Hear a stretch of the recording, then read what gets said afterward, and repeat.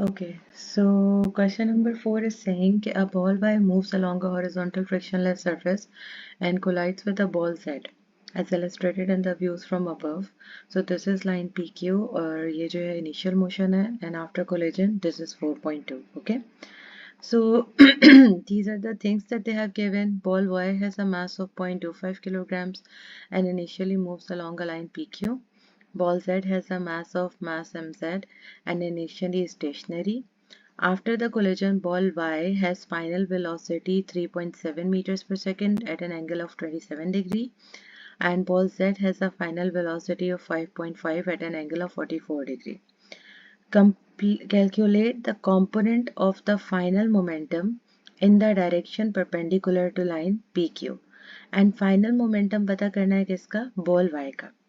Okay so आप जब final momentum की बात करेंगे बॉल वाई की दैट इज हेयर सो आपके पास क्या होगा पी वाई ओके एंड देखो यहाँ पर हुआ क्या है कि आपके पास इसकी वेलोसिटी गिवन है but this velocity is making an angle जब भी वो एंगल बनाएगी तो आपको उसको उसके कंपोनेंट्स में तोड़ना होगा this is the horizontal component and this over here is the vertical component ठीक है वर्टिकल कंपोनेंट की जब आप बात करेंगे this is coming in front of theta so you will से it is 3.7 sin 27 degrees okay तो और आपको उसने इसी परपेंडिकुलर कंपोनेंट को पता करने के लिए भी कहा है कि वेलोसिटी का ये वाला तो उसका मतलब है कि आपको वर्टिकल वेलोसिटी ये वाली लेनी है जो ये कंपोनेंट बन रहा है आपके पास so your formula would become वैसे होता है M V in this case you will say M V Y small v y का vertical component okay so m is going to be 0.25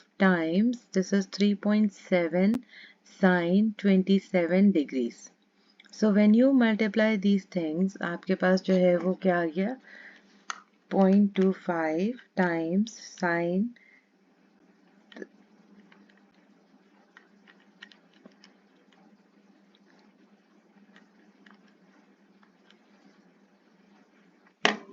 so you'll get an answer 0.4199 and this you can round off to 0.42 ठीक है उसके बाद वो कह रहे हैं by considering the component of the final momentum of each ball in the direction perpendicular to line PQ calculate mz अब एक बॉल का आपने ऑलरेडी पता कर लिया है दूसरे का आप जब करोगे तो यहाँ पर हॉरिजॉन्टल तो सेम रहेगा लेकिन जो वर्टिकल है उसकी डायरेक्शन ऑपोजिट हो जाएगी तो और ये यहाँ पर आपके पास आ जाएगा 5.5 साइन 44 डिग्रीज ओके अब इनिशियली वर्टिकल के अंदर हमारे पास कोई मोशन ही नहीं है तो आपके पास अगर आप कोलिजन ऑफ जाते हो लॉ ऑफ कोलिजन की तरफ law of conservation of momentum की तरफ तो वहाँ पर क्या है कि initial is equals to final ठीक है अब इनिशियल और फाइनल जब बराबर हैं तो आपके पास जो है इनिशियल तो ज़ीरो है ज़ीरो इज इक्वल्स टू एक कंपोनेंट आपने ये निकाल दिया 0.42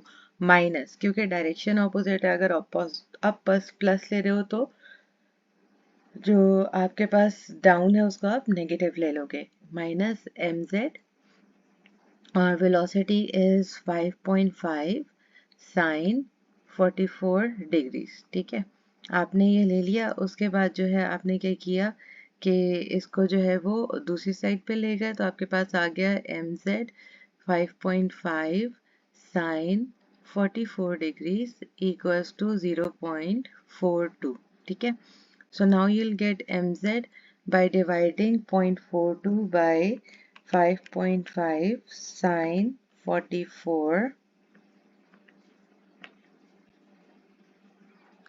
and your answer is going to be 0.1099 and you can round it off to 0.11 kilograms. Okay. During the collision, the average force exerted on Y by Z is Fy and the average force exerted by Z on Z by Y is Fz. Compare the magnitudes and direction of Fy and Fz. Numerical values are not required.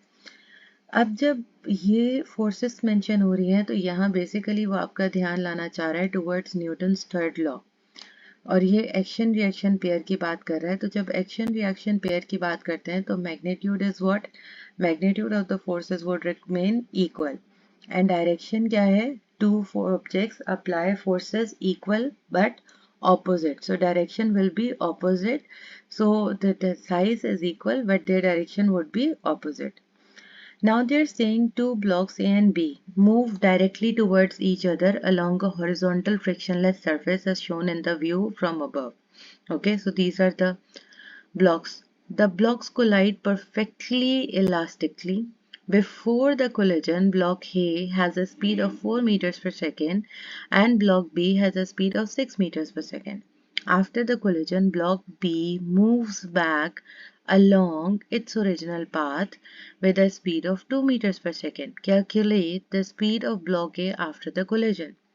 तो जब ये perfectly elastically की बात करता है तो आपसे कहता है कि आप इस चीज़ को कंसिडर करो कि एक इक्वेशन लिखी हुई है that is relative speed of approach